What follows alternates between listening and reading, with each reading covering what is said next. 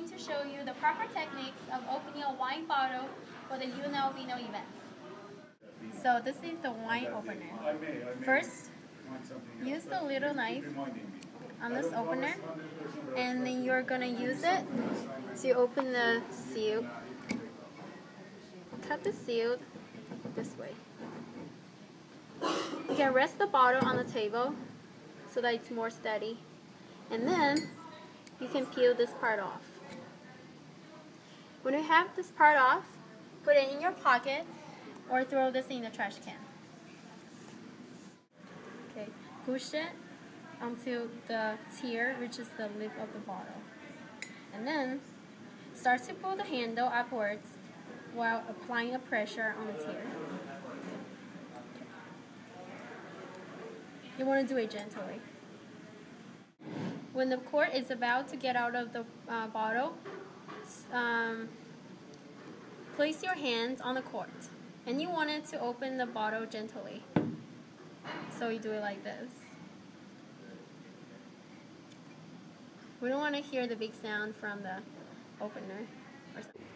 After you open the bottle, use the napkin to clean the lip of the bottle. Then grab the wine glass if you have to, only by the rim. When you're pouring the wine, face the label of the wine to the guests.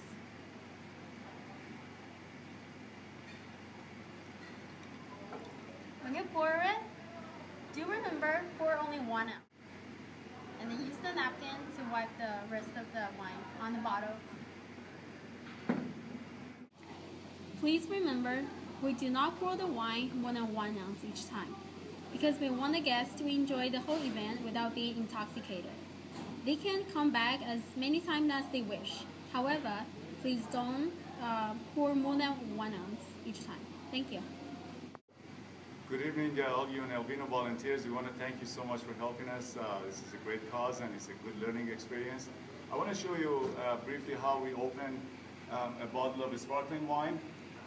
Sparkling wine, commonly people call it champagne, but not all the sparkling wines are champagne, so we call them sparkling wine.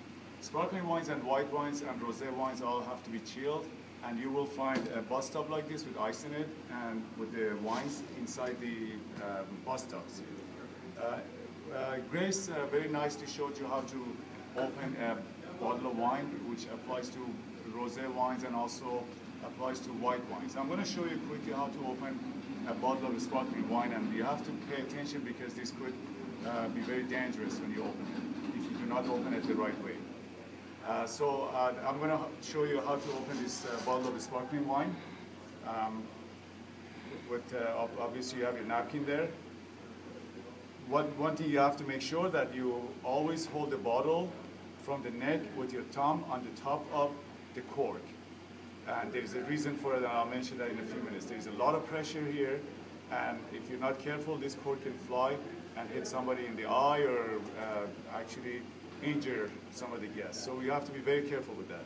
When you open a sparkling wine, there's always a tag on the seal of the bottles. This tag will, if you pull it, it comes right off, just like that. Make sure to put that in the garbage, not on the table. Take this seal off. From here on, you need to have hold the bottle just like this with your thumb on it and hold the cork down.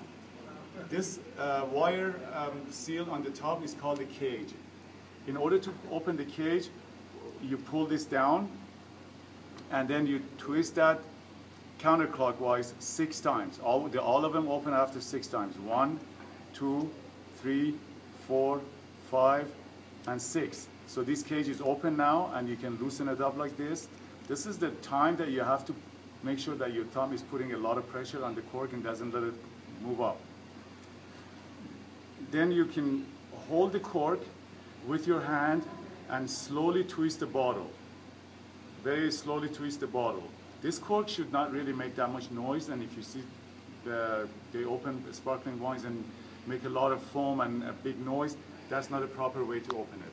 So it's slowly open this, and the cork comes off. Nicely and gently, you take that off. Now, as Grace also showed you in the other video, when you pour for the guest, please pour only 1 ounce and no more. The guests can come as many times as they wish, but each time we can pour only 1 ounce, otherwise the guest will be intoxicated after several of these glasses.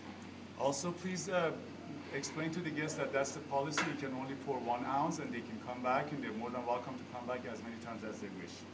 When you hold the glass, if you have to, you hold it from the stem, and that's why the stems are created, to hold the stem, and that's why we don't want the wine to get warm when you pour it in a glass.